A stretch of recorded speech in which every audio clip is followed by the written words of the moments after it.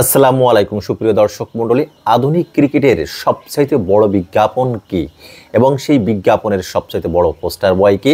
তিনি আর কেউ নন, তিনি হলেন বিশ্ববিখ্যাত, বিশ্বনন্দিত, বিশ্ববরণ্য, কালের নিয়মে কিং কোহলিতে পরিণত হওয়া বিরাট কোহলি। আসমুদ্র হিমাচল বিরাট প্রত্যাশার নাম বিরাট কোহলি। সাদা পোশাক আর রঙিন হয়ে ব্যাটের মূর্ছনায় বেজে উঠবে না শ্বেত শুভ্র পোশাকের সেই বর্ণাঢ্য সংস্করণ, অভিজাত সংস্করণ টেস্ট ক্রিকেটকে তিনি বিদায় জানিয়েছেন এবং ভারতের ইতিহাসে 269তম টেস্ট ক্রিকেটার এই বিরাট কোহলি। এবং বিরাট কোহলির টেস্ট অভিষেক হয় উইন্ডিজের বিপক্ষে 2011 সালে 20 জুন থেকে 23 জুন কিংস্টনে, এবং শেষ টেস্টটা তিনি খেলেছিলেন অস্ট্রেলিয়ার বিপক্ষে। ভেন্যু ছিল সিডনি। 3 থেকে 5 জানুয়ারি 2025। ইংল্যান্ডের বিপক্ষে সিরিজের আগেই আচমকা তিনি অবসর গ্রহণ করেছেন। অবসর গ্রহণের আগেই টেস্ট ক্রিকেটে যে পদচিহ্ন তিনি রেখে গেছেন সেটি ভবিষ্যৎ প্রজন্মের জন্য একটা স্মৃতি হয়ে থাকবে। নতুন প্রজন্ম তার সেই লেগেসিটা চিরদিন বহন করবে। 123 ম্যাচে 210 ইনিংসে 9231 রান করেছেন। তার হাইয়েস্ট রান টেস্টে 254, 46.85 গড়। শতক করেছেন 30টি, অর্ধশতক করেছেন 31টি, 7টি ডাবল সেঞ্চুরি রয়েছে বিরাট কোহলির। 68 ম্যাচে তিনি নেতৃত্ব দিয়েছেন এবং 68 ম্যাচে নেতৃত্ব দিয়ে বিরাট কোহলি তিনি অধিনায়ক হিসাবে 40টা জয় তুলে নিয়েছেন। এটা বিরাট কোহলির এক অনন্য অসাধারণ কীর্তি। তবে বিরাট কোহলি এই সাদা পোশাকের ক্রিকেটে যা দিয়ে গেলেন, তার যে ডিসিপ্লিন, তার ডিটারমিনেশন, ডেডিকেশন, প্যাশন, সব কিছুই কিন্তু অসাধারণ ছিল।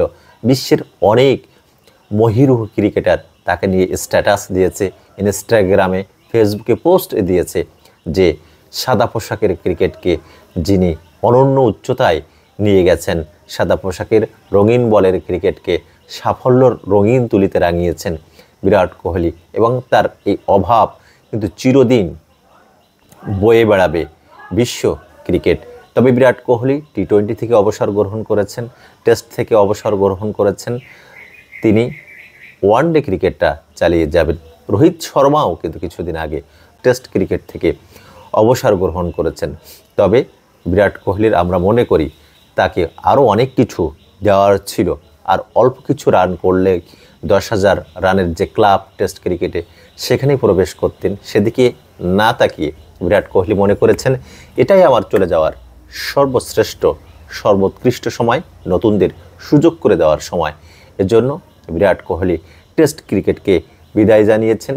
নতুনরা আসবেন, আবার হয়তো নতুনরা সাদা পোশাকের রঙিন বলে রঙিন সাফল্য দিয়ে ভারতীয় ক্রিকেটকে অনন্য উচ্চতায় নিয়ে যাবেন। তবে বিরাট কোহলির প্রতি রইল শুভকামনা। বাকি যে ফরম্যাটটা তিনি খেলবেন, ওয়ানডে ফরম্যাট, সে ফরম্যাটে আরও ভালো করবেন। ইতিমধ্যে তিনি কিন্তু ওয়ানডে ক্রিকেটে শতকের শিখরে পৌঁছেছেন, 51টা সেঞ্চুরি করেছেন। তিনি হয়তো টেস্ট ক্রিকেটটা আরও 2-3 বছর চালিয়ে যেতে পারতেন, তাহলে সচিন রমেশ টেন্ডুলকারের মতো শতকের শতক তিনি করলেও করতে পারতেন। যা হোক, তিনি নিজে থেকে অনুধাবন করেছেন এখনই চলে যাওয়ার সময়।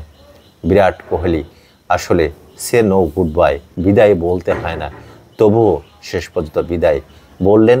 এবং আমরা যারা ক্রিকেট সংশ্লিষ্ট ব্যক্তিবর্গ রয়েছে, ক্রিকেট প্রেমিক প্রেমিকা রয়েছি, যেতে নাহি দিব হয় তবু যেতে দিতে হয়, তবু চলে যায়। শুভকামনা বিরাট কোহলির প্রতি। যারা এতক্ষণে আমার ভিডিওটি দেখলেন, আপনাদেরকে অসংখ্য অসংখ্য ধন্যবাদ।